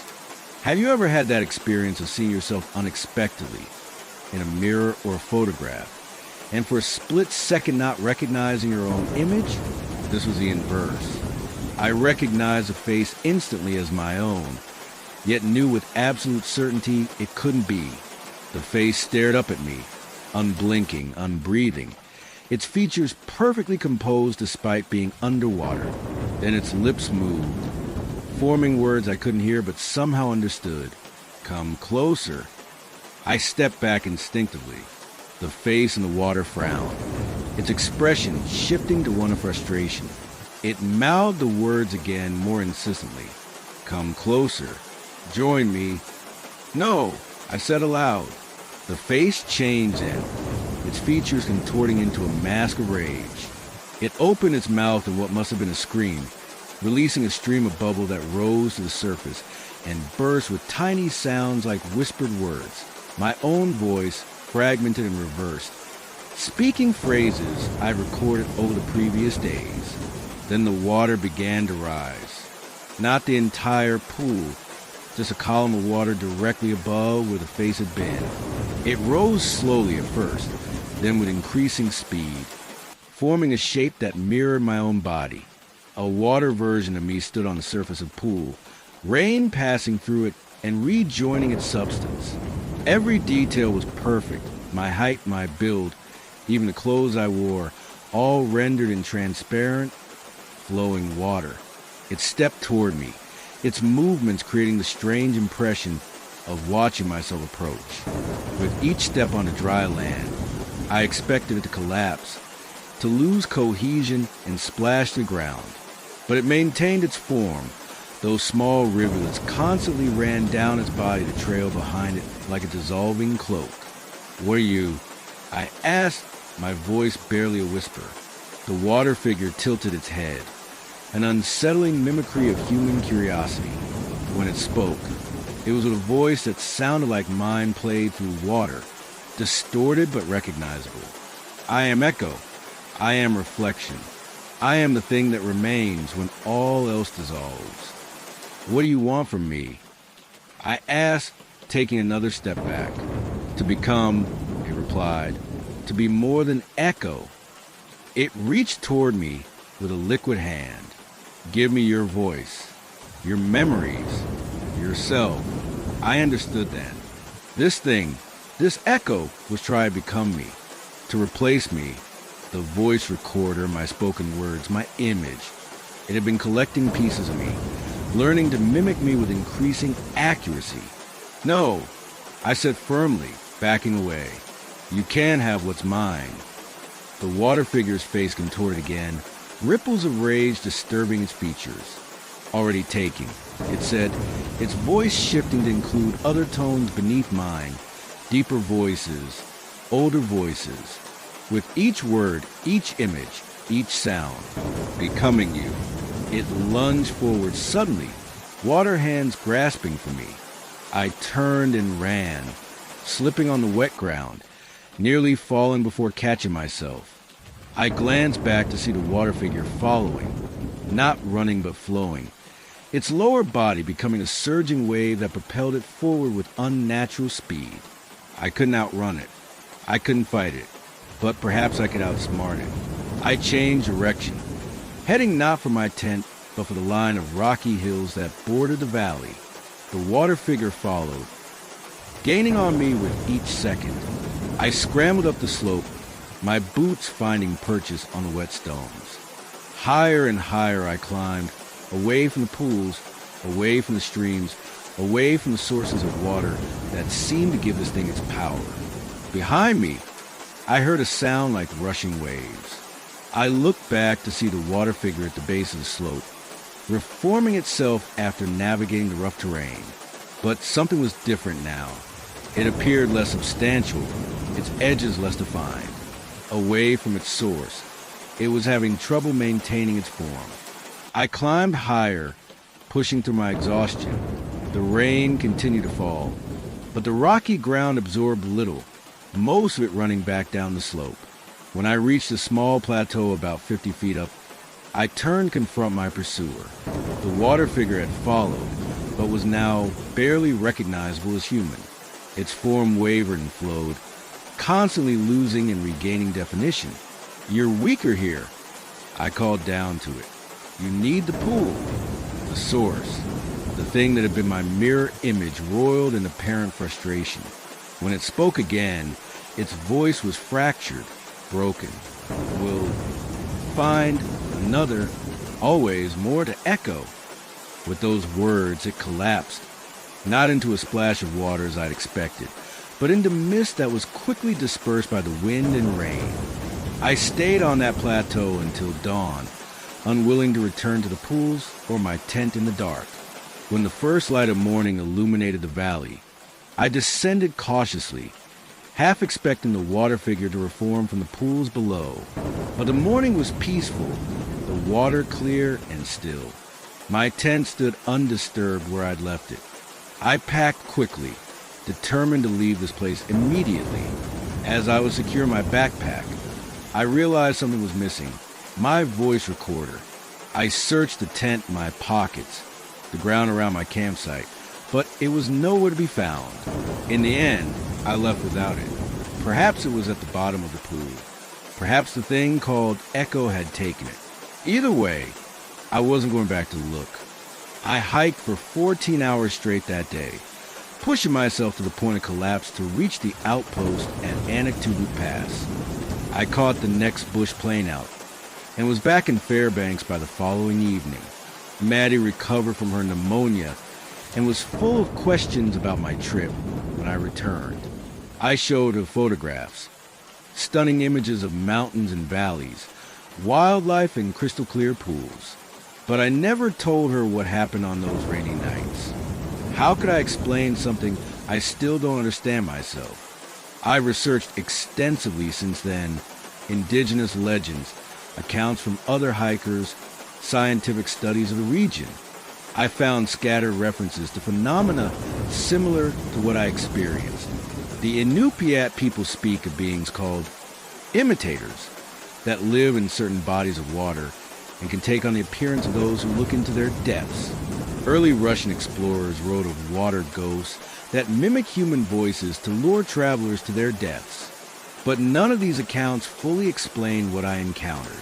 What was Echo? A spirit? An entity? Some kind of consciousness that had evolved alongside humanity, but separate from it, learning to mimic without understanding? I may never know, but I've taken precautions. I no longer record my voice for any reason. I avoid looking at my reflection in natural bodies of water. And I've moved to Arizona, a place where rain is rare and pools are man-made. Yet on nights like tonight, when rain drums against the windows, I find myself listening intently to its rhythm, searching for patterns, for Morse code, for whispered words in reverse. And sometimes, just before I drift off to sleep, I hear it, a faint voice beneath the rainfall, echoing my thoughts back to me in my own voice. Is it memory, imagination, or has Echo found me again, found a new way to reach me across the miles? I keep a small digital recorder beside my bed now, not to record my own voice, but to capture whatever might speak in the night. Each morning, I check it, half afraid of what I might hear. So far, nothing but the ordinary sounds of a house at night. The settling of floorboards, the hum of electronics, the distant passage of cars. But the rain is falling harder now. Listen, can you hear it? That rhythm, that's almost a pattern. That pattern, that's almost a voice. My voice, calling to me from the spaces between raindrops, whispering my name, waiting for me to answer, to echo. The rain against your window. It sounds different tonight, doesn't it? Heavier, more purposeful, as if each drop carries a message. Listen closely. Sometimes the rain speaks to us. Sometimes it warns us. I wish I'd listened more carefully during my expedition to Alaska. Perhaps then I might have understood what was happening before it was too late. Perhaps then I might have escaped with more than just my life. I should begin properly. My name is Daniel Blackwood. I'm a wildlife photographer, or rather, Now I mostly take portraits, weddings, corporate events. Safe, predictable settings where the lighting can be controlled and the subjects don't change. 3 years ago, I embarked on what was meant to be the crowning achievement of my career. A 3-week solo expedition to photograph the aurora borealis over the remote Alaskan wilderness. I'd spent months researching the optimal locations, tracking solar activity that might trigger spectacular auroral displays, and assembling the specialized equipment I would need to capture these celestial phenomena. I chose the Brooks Range as my destination, far from light pollution, with elevated viewpoints that would provide panoramic vistas of the northern sky. The timing was perfect, early September, when darkness had returned to northern Alaska, but before the truly brutal winter weather set in. Are you comfortable where you're sitting now? Somewhere warm and dry, I hope. Somewhere with solid walls and a sturdy roof between you and the sky. Remember that feeling of security as I continue. My journey began smoothly enough. A flight to Fairbanks, then a bush plane to a tiny settlement called Coldfoot, and finally a helicopter drop at my first campsite. A stunning location near the head of a valley, with mountains rising on 3 sides and an unobstructed view north. Radio check-in every 3 days. The pilot reminded me as he prepared to leave. If we don't hear from you, we'll send someone to your last reported location. I nodded, watching as he climbed back into his helicopter. As the sound of rotors faded into the distance, I was enveloped by a silence so profound it seemed almost solid. No traffic noise, no human voices, no electronic hum that forms the background of modern life. Just the whisper of wind through stone and the occasional call of a distant bird.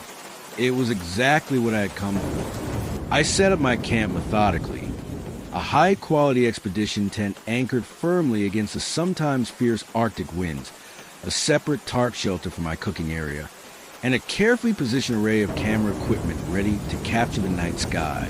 The first 2 nights were unremarkable but productive. The aurora appeared as anticipated, shifting curtains of green light that dance across the northern horizon.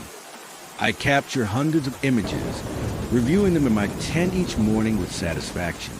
On the 3rd day, I hiked to my second planned location, about 12 kilometers deeper into the wilderness.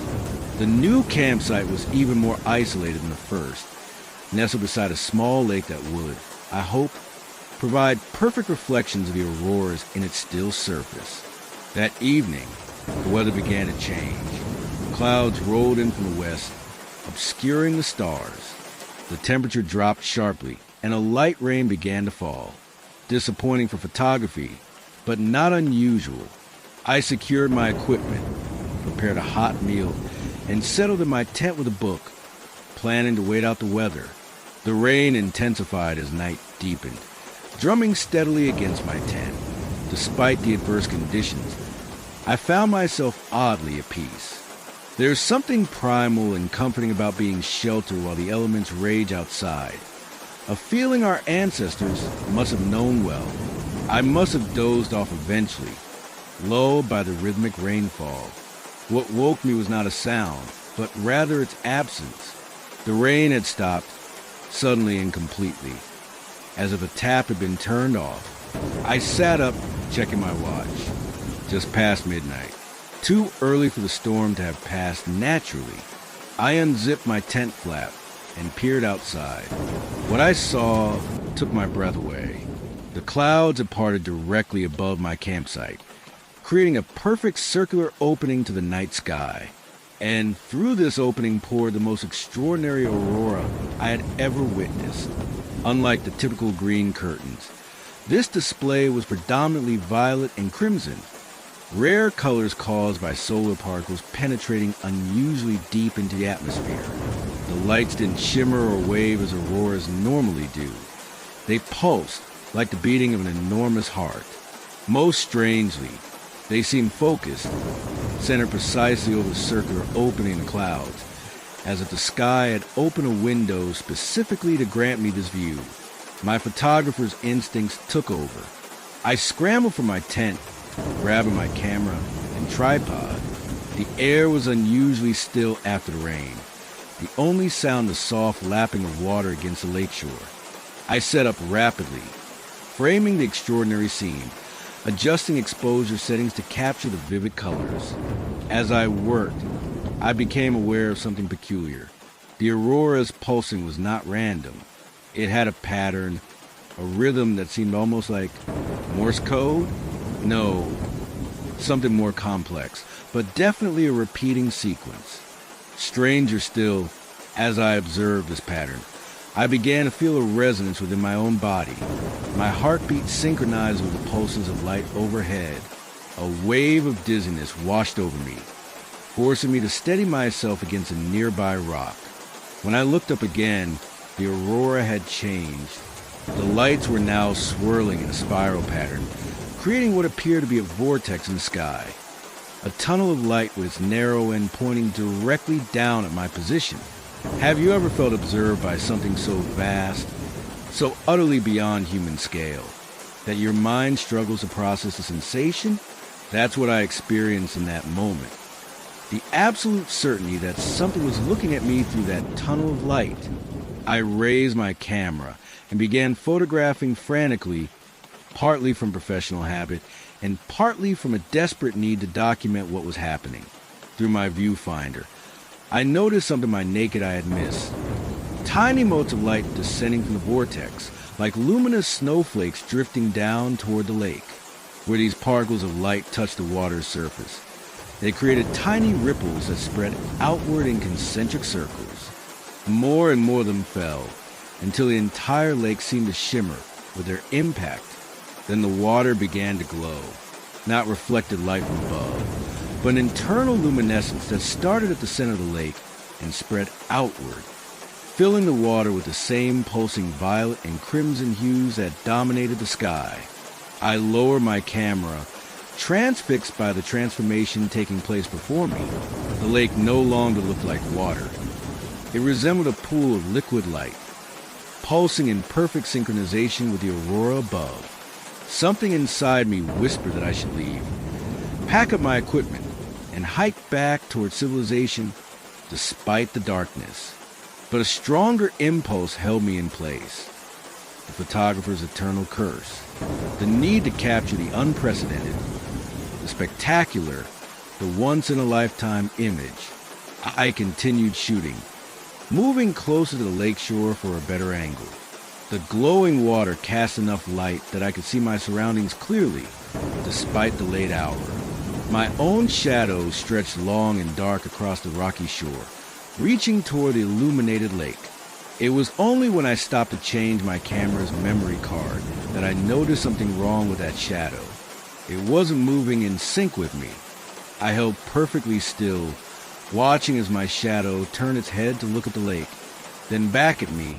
A cold sweat broke out across my forehead and down my back. I took one deliberate step to the right. My shadow remained where it was. Then, with a fluid motion that reminded me of ink diffusing through water, my shadow detached itself from my feet and stood upright on the shore, a perfect silhouette of my form, but independent, autonomous. "What are you?" I whispered, my voice sounding thin and strained even to my own ears. The shadow tilted its head, a gesture of consideration, when it spoke. Its voice was like mine but hollow, as if emanating from the bottom of a deep well. "We are observers," it said, "as are you." I glanced frantically between the dark figure and my camera, wondering if I could somehow document this impossible encounter. As if reading my thoughts, the shadow figure raised a hand in a gesture that might have been warning or simple negation. "Your devices cannot capture our true nature," it said, "just as your language cannot express our purpose." "Are you?" I struggled to find words that made sense in this context. "Are you extraterrestrial?" A sound emerged from the shadow that might have been laughter, a dry, rustling noise like autumn leaves blown across pavement. "We are no more extra to this terror than you are," it replied. "We have dwelled in the spaces between light and dark since before your kind learned to harness fire." As it spoke, I noticed other shadows gathering at the water's edge, human-shaped but not quite human proportioned. Some were too tall and thin, others squat and wide. They moved with a fluid grace that suggested they weren't bound by the same physical laws that constrained flesh and bone. "What do you want?" I asked, taking an involuntary step backward. My shadow remained where it stood, but extended one arm toward me. "We want what we have always wanted, to observe, to understand, to remember." "Remember what?" "Everything that passes beneath the lights." As if responding to these words, the aurora overhead pulsed more intensely. The shadow figures all turned to look upward, their featureless faces somehow conveying reverence. "The lights are our memory," my shadow explained, turning back to me. "They store what we collect." A terrible suspicion began to form in my mind. "And what you collect?" The shadow gestured toward the lake. "See for yourself." Cautiously, I approached the water's edge, keeping a wary distance from the gathered shadows. As I drew closer, the lake's luminescence shifted, the pulsing colors resolving into distinct images that moved beneath the surface. People, hundreds, perhaps thousands of people reflected in the glowing water, not modern individuals, but figures from across time, indigenous hunters in fur clothing, Russian trappers, gold rush prospectors, all the way to present-day hikers and researchers. Men, women, children, all suspended in the luminous liquid, their faces frozen in expressions of wonder or terror. "What have you done to them?" I gasped. "We have preserved them," my shadow replied. "Their experiences, their perspectives, their unique way of seeing the world. These people, are they dead? The shadow tilted its head again, as if puzzled by the question. Their bodies ceased functioning, yes. But what made them truly unique, their perspective, their way of observing, that continues here. You killed them, I said, horror and anger rising in my throat. No, the shadow replied calmly. Most were already near death when we found them, lost in storms, injured, starving. We simply accelerated the inevitable to preserve what would otherwise be lost. The shadow gestured toward the lake again. Look closer. See what we have saved. Despite my fear, I found myself leaning forward, peering into the glowing depths. The images shifted, becoming more detailed, more personal. I saw the wilderness through other eyes. A hunter tracking a caribou through virgin snow. A botanist discovering a flower species previously unknown to science. A young woman watching an aurora much like this one with tears of joy streaking her face. Each perspective was unique, a way of seeing the world that would never be exactly replicated, and with sick feeling in my stomach. I understood why these shadow beings valued such perspectives. You're collectors, I said. These are your specimens. We prefer to think of ourselves as archivists, my shadow corrected. When your species is gone, these memories will remain. Nothing truly seen is ever lost while the lights still shine. And now you want me, I said, taking another step back. My perspective, my way of seeing. The shadow inclined its head in acknowledgement. You have a photographer's eye. You notice details others miss. Patterns, compositions, the play of light and dark. Your perspective will be a valuable addition to our collection. And if I refuse, none refuse, it said simply. One shown the archive, all wish to join it, to become permanent, to have their unique vision preserved for eternity. As it spoke, I felt a strange longing steal over me. Wasn't this what all artists secretly desired? For their way of seeing the world to outlast their brief lives? To have their vision preserved, appreciated, remembered? The glowing lake suddenly seemed inviting rather than terrifying. I took an unconscious step toward it. The water lapped at the shore, almost beckoning. My shadow extended its hand again. Your perspective will live forever in the lights. Your unique vision added to the greater whole. I found myself nodding, my resistance ebbing away. One more step, and I would reach the water's edge.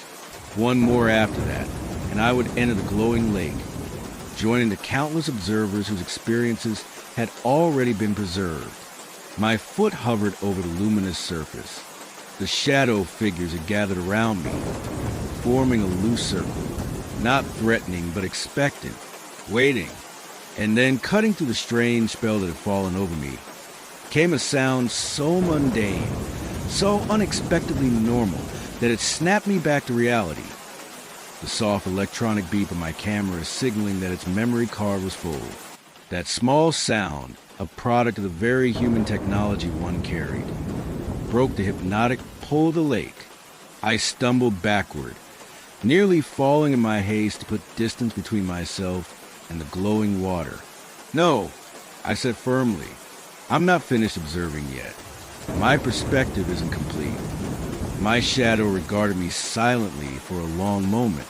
The other shadow figures shifted restlessly, some elongating into impossibly tall, thin forms, others spreading outward like spilled ink. You resist, my shadow said finally. Not angry, but puzzled. This is unusual. I'm not ready, I insisted. My work isn't done.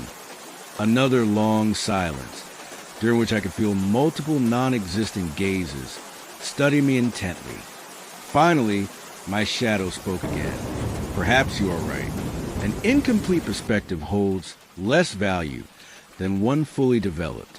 We will allow you to continue your observations for now. Relief flooded through me, though I tried not to show it. Thank you, I said cautiously. But know this, The shadow continued. We have marked you now. When your time comes, when your perspective has matured to its fullest potential, we will find you again. No matter where you are, the lights reach everywhere. Eventually, as if to emphasize this point, the aurora overhead pulsed dramatically, sending another shower of luminous particles down into the lake. The water's glow intensified briefly, then began to fade. The shadow figures likewise began to lose definition, melting back into ordinary darkness as the lake's illumination diminished. Only my own shadow remained distinct, still standing separately from me on the shore. Until we meet again, observer, it said. Then it too lost cohesion, flowing across the ground like spilled water until it reached my feet. There it resumed its proper place as an ordinary shadow, once again mimicking my movements exactly. The aurora above faded gradually, the vivid crimson and violet giving way to more typical green swirls before disappearing entirely. The circular opening in the clouds closed like an iris, and a light rain began to fall once more. I stood motionless on the shore for what might have been minutes or hours, the rain soaking through my clothes, chilling me to the bone. Only when the first faint light of dawn appeared on the horizon did I finally return to my tent. I broke camp immediately, abandoning non-essential equipment in my haste to leave that place. I hiked for 2 days straight, barely stopping to rest, until I reached my emergency rendezvous point and radioed for extraction. The helicopter pilot who collected me asked no questions about my prematurely terminated expedition or my haggard appearance.